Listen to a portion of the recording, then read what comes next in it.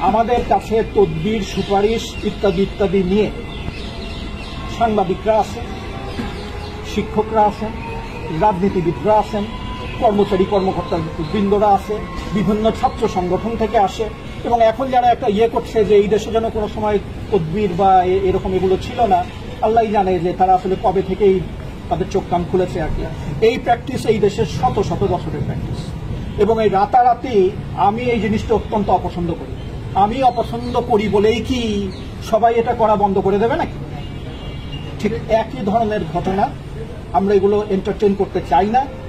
এবং আমি সুস্পষ্টভাবে বলি যে বিশ্ববিদ্যালয় পরিচালনার ক্ষেত্রে পলিটিক্যাল ইন্টারফেয়ারেন্স বন্ধ করুন। এই কথা আমি মুখের উপরে অনেক রাজনৈতিক নেতাকে পরিষ্কার বলে দিয়েছি, তারা গোসা করেছেন, কিচ্ছু আসা যায় না। আবার করলে আমি আবার ওই একই কথা বলবো। কিন্তু বাংলাদেশের কোনো জায়গা থেকে, কোনো একটি দপ্তর থেকে তদবির আর এই সুপারিশ এই জিনিস বন্ধ হয়। কেউ যদি ভেবে থাকে যে এটা বন্ধ হয়ে গেছে এবং এখন আর এটা কেউ করে না, আমি তো তার সততা নিয়েই প্রশ্ন করব। কারণ যে প্রশ্ন করলে, যারা এই প্রশ্ন করছে, আমি কিন্তু বলে দিতে পারি তাদের ভিতরেই একাধিক অংশ একটু স্যার আমাদের দেখবেন, এটা যেন একটু হয়। তদবির এবং সুপারিশের জন্য তো তারা নিজেরাই ঘুরেছে।